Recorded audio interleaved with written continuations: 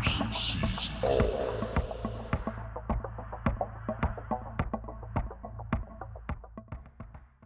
Hi everyone, welcome.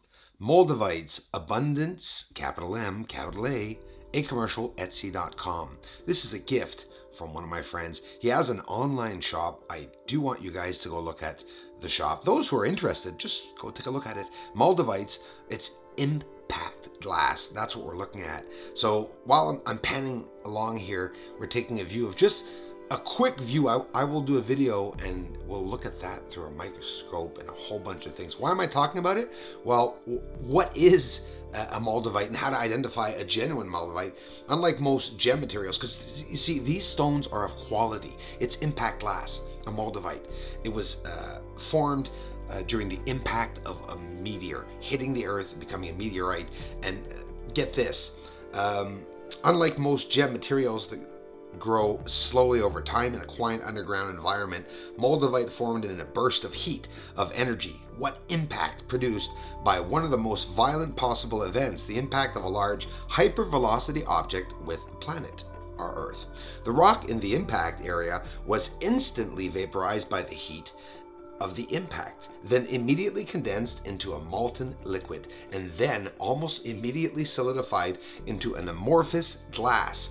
The condensation and solidification were so fast that the mineral crystals did not form and gases were trapped in the glass. And we could see some of those abrasions and gases and pockets and air pockets inside of this glass. In the ancient times, moldavite was used as a healing stone. It still is today. High vibration, high vibratory stone, very special stone. And don't forget, these are very expensive. I think it's anywhere from $25 to $30 a gram here in Canada that I'm looking at so far. And these were used for healing back in the days, as they are again here today. Check out his website, guys, because he has some pendants, jewelry, you name it. Everything you want to know about moldavites, you could find and see it there. Wow. Yep. Meteor or asteroid going by over Earth with a vapor trail seen behind it, or some kind of trail. Look at that. The size would be pretty big. Not sun size, but it always depends on the distance, of course. A couple of you have mentioned to me and said, hey, what is this frame that you showed at the end of the video? Maybe I'm mistaken. Maybe it wasn't the right frame. I think I got mixed up with someone that told me this afternoon.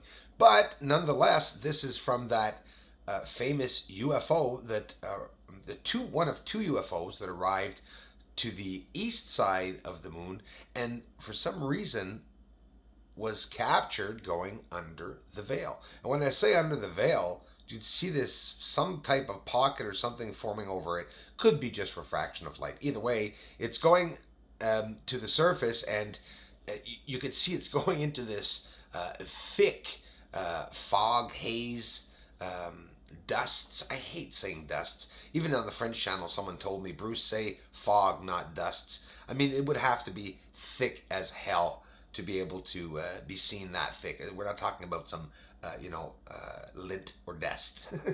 We're talking about thick smoke. Here it is, again, inverted, so you could still see, even after inverting it, that pocket of something over top. Watch the air bubble or whatever.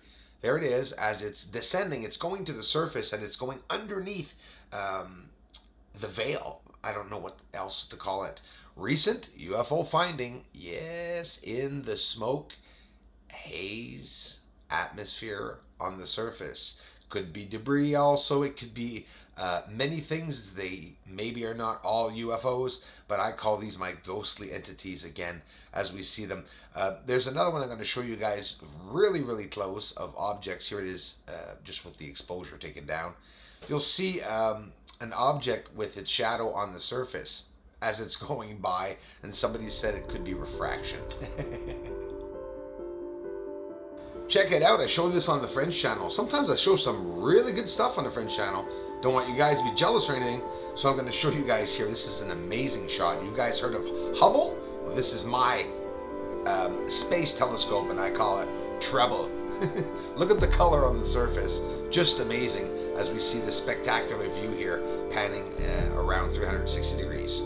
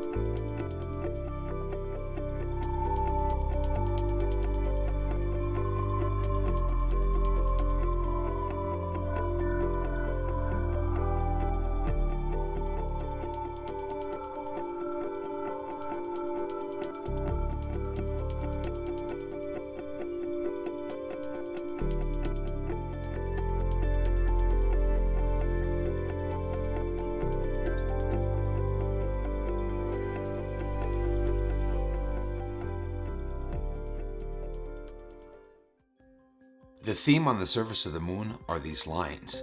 Look very carefully. Straight lines, one beside the other, distanced apart, exact same distance, the exact same length between each of the lines. It's going over a square platform. Look what it does.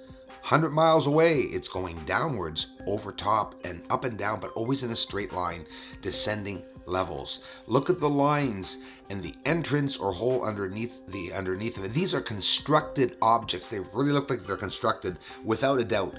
They stick out like a sore thumb. You could see them very well inside of the craters.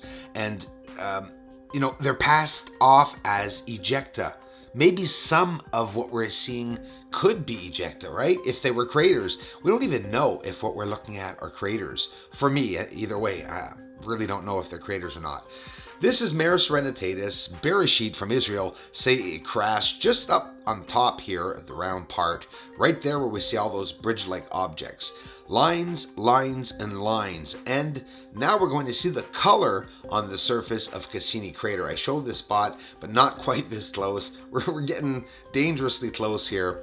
Look at the line leading off to Cassini crater with that white spot in the middle of the crater on top there. So this is the surrounding area, Autolycus not far away. Look at all the surface greenery. You could clearly see that there's smokes on the surface, but underneath there's this rich, dense, colorful surface.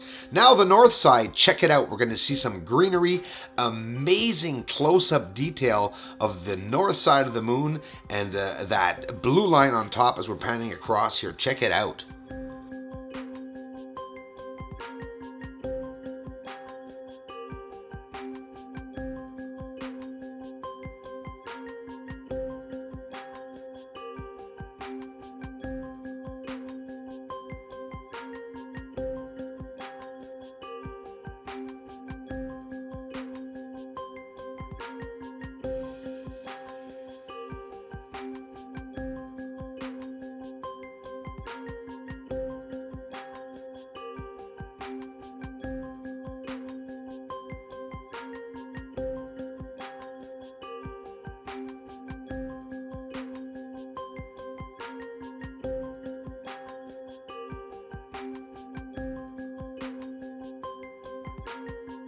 Just in the bottom of Mare Serenitatis, we see a red spot. Pretty wide red spot. Goes off to the left there too, and all the way up to this 90-degree angle here, like two walls meeting there on the surface. You see dark spot all around it.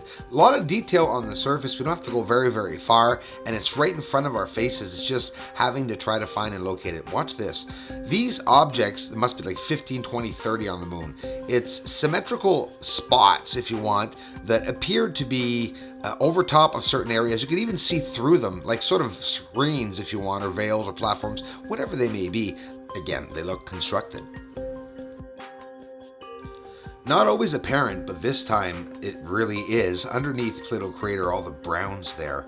If you look closely, you could see each and every detail and line start to appear. The more you descend the exposure, the more you can see it. We're going to look at, again, 90-degree angles. There it is. Right behind Plato Crater, along the Terminator line, you could see that there are connections, and these lines run straight across Clavius, and they go all the way to other craters meeting up. Here again, you can see at that 90-degree angle, those two lines meeting at the back of Clavius crater. Let me show you some irrefutable proof that there are constructed objects on the surface of the moon, and that I'm not lying in any way. There is no filter here in front of you. We're going to invert this photo now. Look to the left. The objects, whatever they may be, as eccentric as it may seem, even though it's beyond our understanding, we are smart enough as a species to understand that these objects are not grown. Okay? They're construction. Look to the right. Is it clear enough for you? Can you see those connections? Smaller screens, I get it. Some of you don't see it. The ones on the smart screens, smart televisions, are like, thanks, Bruce. Look here. Very clearly, left and right, there are constructed objects, and we're talking about at least 100 to 200 miles over to the left and over to the right. The connections are all there. They're high and elevated off the surface. They're clearly shown enough for us to understand that they're constructed objects. Now, this is what some person was telling me. It could be pixelation or refraction on the surface. Accept it. We're looking at giant jellyfish, okay, over the surface. Now, the worst that it can be is that it's not on the moon and that it's between Earth and the moon. That would be even scarier. This is my mailing address.